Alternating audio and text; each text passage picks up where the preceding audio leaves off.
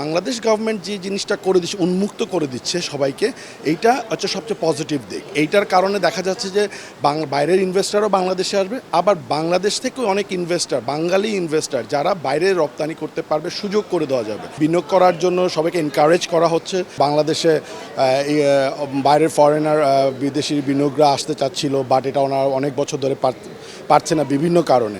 But এখন ওইসব প্রবলেমগুলি solve হয়েছে, এখন তারা আসতেছে, বিনিয়োগ করতেছে। সো এইটা আমাদের জন্য অনেক পজিটিভ একটা ভাইব।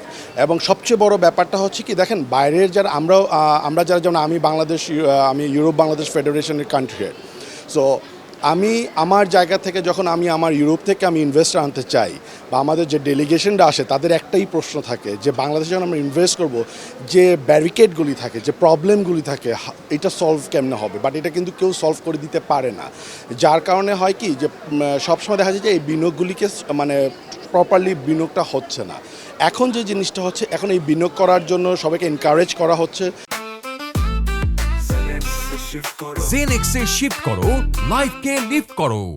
ডক্টর মোহাম্মদ ইউনূস সাহেব, ওনার সরকার সবাই এটাকে ভেরি পজিটিভলি দেখছে, এবং বাংলাদেশের বাইরে থেকে অনেক বিভিন্ন ইনভেস্টার আসতেছে, তারা এটার জন্য ইন্টারেস্ট ফিল করছে।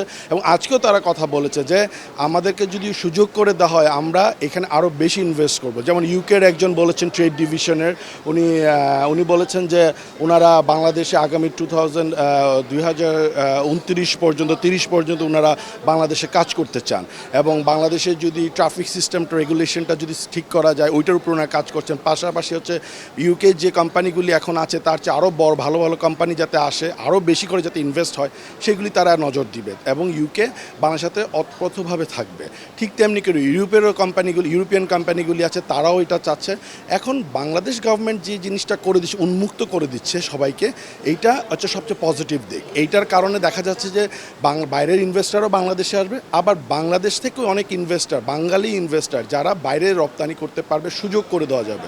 এবং আমরা যে ফেডারেশনটা কাজ করতেছি, আমাদের জন্য এটা ইজি হয়ে যাবে ইউরোপের সাথে বাংলাদেশের মার্কেটটাকে সমৃদ্ধি করার জন্য।